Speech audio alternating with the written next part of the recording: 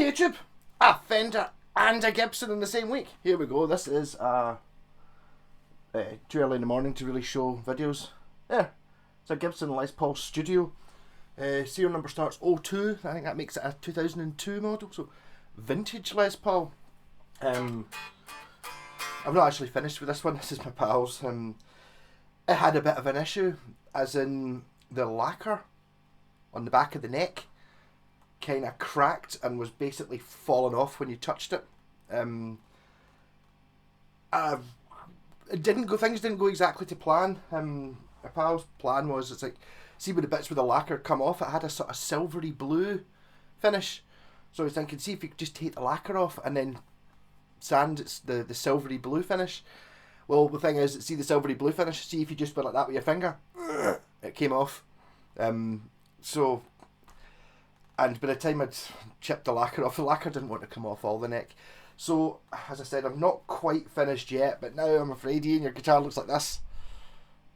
So I've sanded it smooth, just basically taking the lacquer off. It was either that or, yeah, he did ask me a few months ago, is like, yeah, is there any way you can fix this? And it's like, really sand it, paint it again is really your only option. So you can go for the Zakk Wylde option. I've got to tidy it up a little bit. It's a little bit rough around the edges, but I mean, it's what it is. So it's like, but basically, you know, I don't like Gibsons, really, especially Les Pauls. This one isn't really that heavy though. It's heavy, but it's not. I can still stand up. I don't have a sore shoulder yet. I do like the colour though. Actually, I was going to say, so that this is a blue guitar. Actually, I'm kind of seeing it as a bit purple. It might be. I think the reason the light's so bad today is because I'm wearing my high vis t-shirt. So that's blue, and that's what I was thinking. That this one, I see that could be blue as well. But actually, they don't look the same in the light just now. They do look the same colour. Yeah. So I think this has been. I think some of these are additions. I think the silver knobs, this rhythm treble poker chip, and this scratch plate might be additions by my pal. Still got the Gibson Deluxe tuners on it, made in America. I think, as I've said before, my main issue with the Gibson guitars is how much they cost.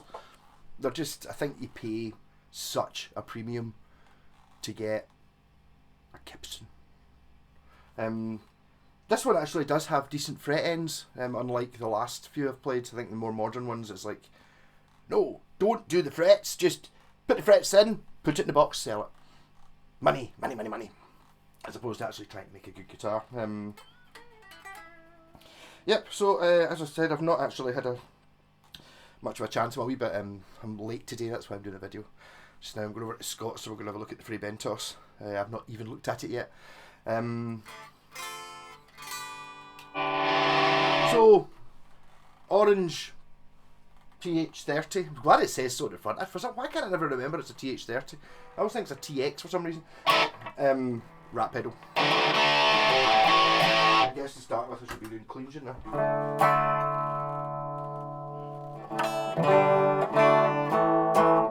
Yeah, I'll just do rat because it's a humbuckers. I don't want to play it clean. It can be done. There is people who, I mean, I've seen plenty of people play clean Les Pauls. It can be done. For some reason it doesn't seem to work for me.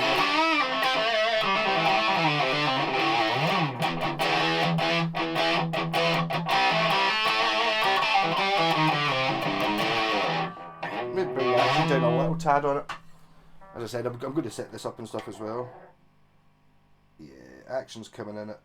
Well, it's not exactly low. It's not exactly high action. It's about 1.5 mil. Bring it down a wee touch.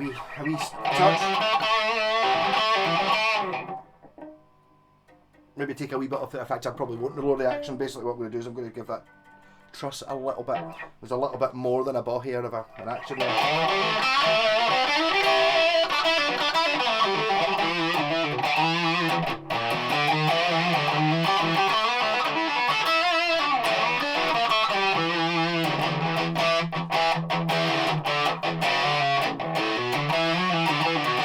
They do sound quite meaty though, like a proper Gibson Les Paul. I mean, I guess that's that's the reason why folk love them. I think they can't love the weight. I don't think, or the shape. The shape. Although it's this kind of, it's the same as a wee bit for me like the Ibanez RG. It's like you're interesting guitar. Give it a funny paint job. Oh. I would much rather have this colour than like a brown one. You know, it's like, and it kind of does have that sort of future-y look. I take it it's not the actual. I know there was a future-y model that push pull pots. It's not.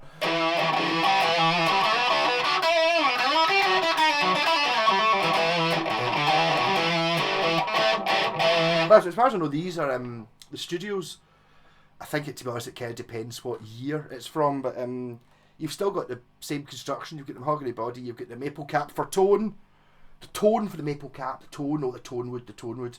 The maple cap wasn't purely because when the Les Paul came out, Fender didn't have a machine that could do carved tops. So that's why the Les Paul's got a carved top. It's not because of that. I mean, Les Paul didn't spec it. He just wanted a flat top. But so it's for tone. Remember. I do like the original Gibson pickup, so I don't understand why people put Seymour Duncans in these. See it all the time. It's like, oh, I got a Seymour Duncan. One of the reasons you bought a Gibson Les Paul is to get the whatever they are pickups. But they're always good. I like that last SG I had. I only had one pickup in it. I put a Seymour Duncan. I put a Seymour Duncan in it because there wasn't a bridge pickup there, right? But the neck pickup was it called a burst bucker? That was pretty good. The ones that are in my SG are like $498, something like that. Which is probably one of my favourite neck pickup sounds ever. I've not actually tried the neck pickup in this. It might be the same. There was a time when I bought mine. This is what 2000. Mine's a 90s one. Maybe they kept using the same pickups, but I do think when I bought mine, all the guitars they had the same pickups in them. They all had 498s, pretty much. Apart from the ones with mini humbuckers and P90s, but all the humbuckers were sort of the same through the whole range. The range, which used to consist of 2 SGs and 2 Les Pauls, with a couple of colour options for each, kind of thing, as opposed to 20. Well, they revamped it all, didn't they? I don't think there's actually 20 versions of a Les Paul anymore. I think I think basically you get the tribute-y one, which is the one where they don't do the frets and they don't paint it, and then you get the studio, which is this one, the one that you would go for. It doesn't have the toned plastic binding all over it, and then there's like a standard, which is like the sort of 50s one, and then there's a sort of, was it called high performance or modern feature? So you get like a sort of slightly contoured heel push pull pots, these sort of things.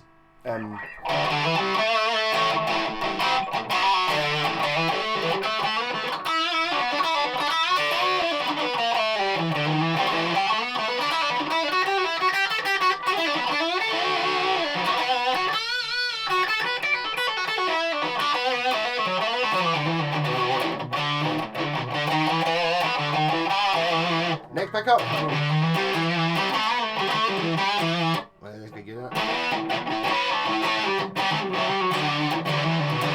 It's actually making the Rat sound a bit like a fuzz pedal. It's got that kind of. It's actually one of Ian's pedals last week. I was using the JHS fuzz, which kind of did that thing. It's kind of doing it.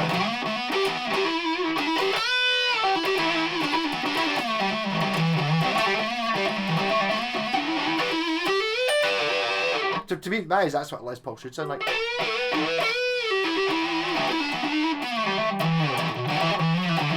Ears, not eyes. Turn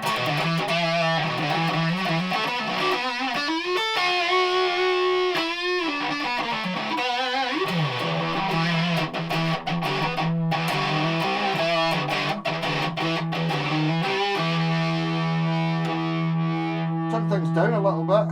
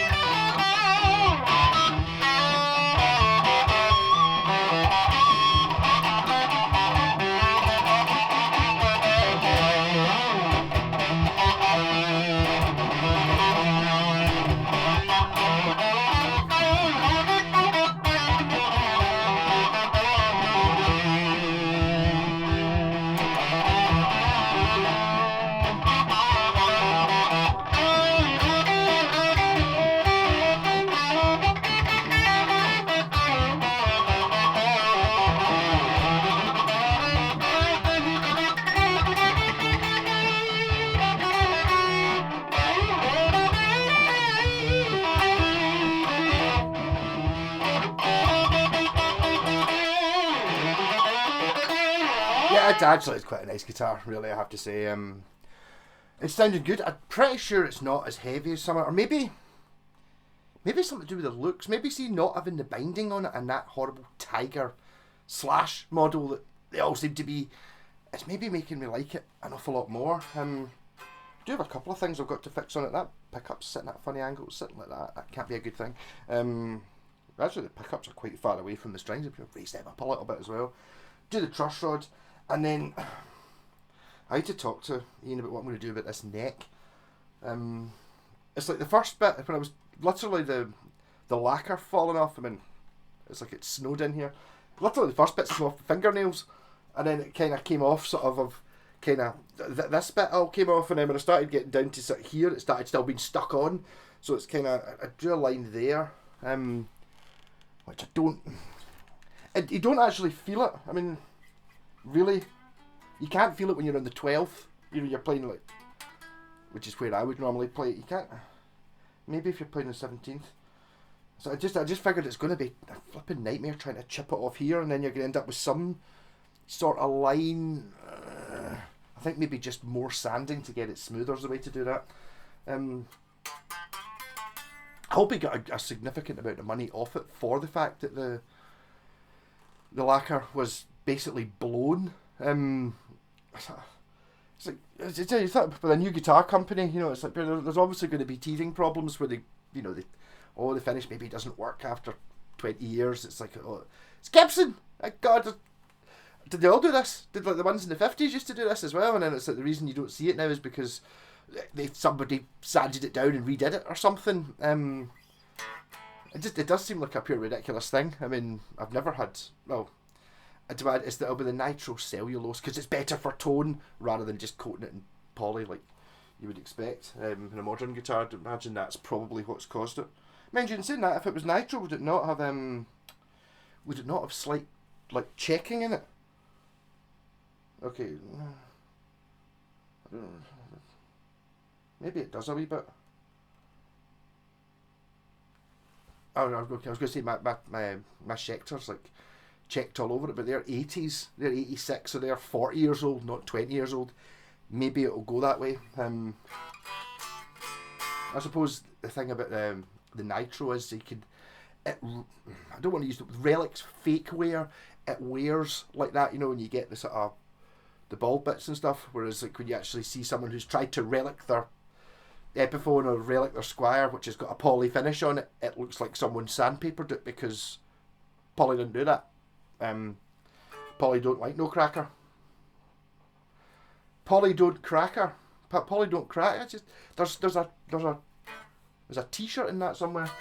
Obviously all the guitars I've got, all the Japanese ones are all poly, so none of them ever ever do that chipping off and wearing like the way Roddy Gallagher's guitar.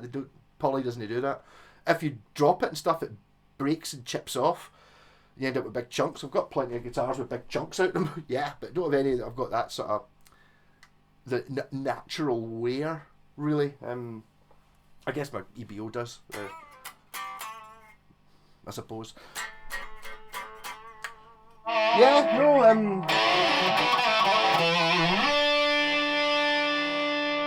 I mean, my original thing for the first Trade Tuesdays, I need to get a Les Paul so I can slag them off more. I might try and do that again, trading up. I mean, the Free Bentos will be in my Trade EAP thing. That'll be a Trade Tuesday that, I suppose technically I'm kind of making the rules up as I go along, but that came out of that SG Tribute that I had, because I swapped the SG Tribute for the Orange Amp and a Revstar and a PV Telly, which I just swapped for that, so it's still in the thingy. In the chain, the 335 thing didn't really come out to anything. Basically a guy, I thought, have I said this? I can't remember. Was it Saturday morning? I got a thing on Friday, a message on Friday night. Is this still available? I was like, up here, yeah. And then at 9 o'clock on Saturday morning, I got a knock at the door. I went round, it was this guy. I was like, I don't remember you. You're the guy I sold a Gretsch to about a year ago. I was up here, yeah. Here for the 335? Right? So I sent you a message. You sent me a message, but I didn't get it. Because it was 9 o'clock in the morning. So he's away with the 335. So I just got money for that. So I traded it for cash. So technically, I suppose I could use that cash to buy something. But now I've got the Harvey Benton in there. I can, or I could buy a guitar to do the trade thing. Don't know. But I was after a Les Paul, and I was thinking my ideal one was going to be the one that went with my SG. Ideally, a 90s ebony fingerboard red one, or white. One of those two, but from that era, so it kind of goes with my SG. I kind of like to build my way up to that. The problem with that is, though, I start getting uncomfortable once guitars go out of my price range. Once you start getting up to £400, £500, £600, which is, to be honest, I think that's probably quite a good price for something like this. I'm already at the stage of going, £600? Really? So I could buy a couple or three guitars that are arguably as good as, if not better than it, by not going for the big brand. So it's kind of, it's a strange situation. So once you start getting up to more than £500, suddenly we're out of my, I don't really know that much about these guitars because I don't really look at them very much. You know, it's like your American Strats and even the Mexican ones. I'm sure I could make an awful lot more money and get an awful lot more YouTube hits by being mad into Squire Classic vibe and into, you know, Mexican Fenders and stuff. They don't really do anything for me. They're kind of uninterested. I mean, this, it just goes to show how shallow I am. The colour is making me like it. I like it because it's this colour. If this was brown, I wouldn't play it the same. You know, exact same guitar, but just brown wouldn't be as good. I like something a little bit more interesting.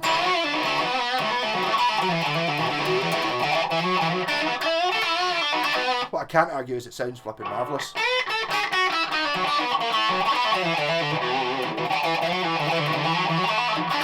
Also, I mean, I've not really been playing. Have I been playing any Gibsons? Gibson scale lengths? I've not really played any for ages. Really? The last guitar, I mean, using the studio ones I've just been playing myself have pretty much all been Fender scale, so it's kind of weird going to the shorter scale. Maybe that's kind of making me a wee bit more, oh, this is a wee bit different. Oh. It does feel comfy and small.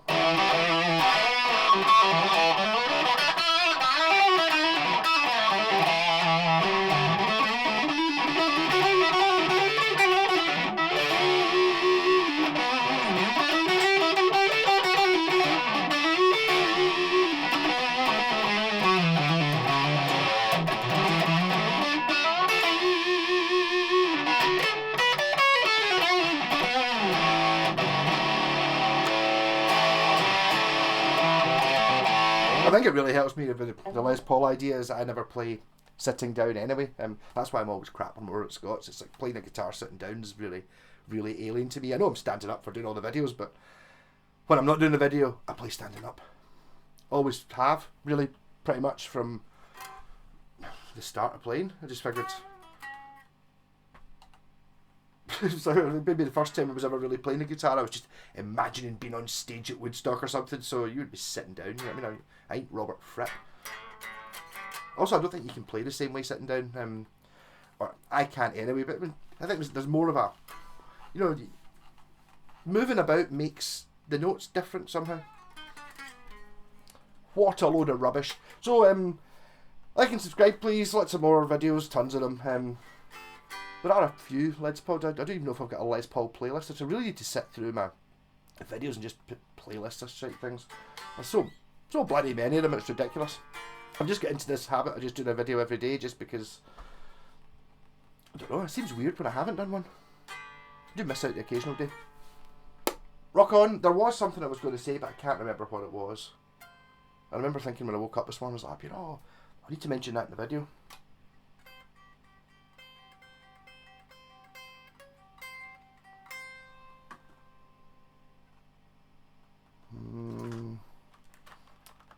Cursor just went off.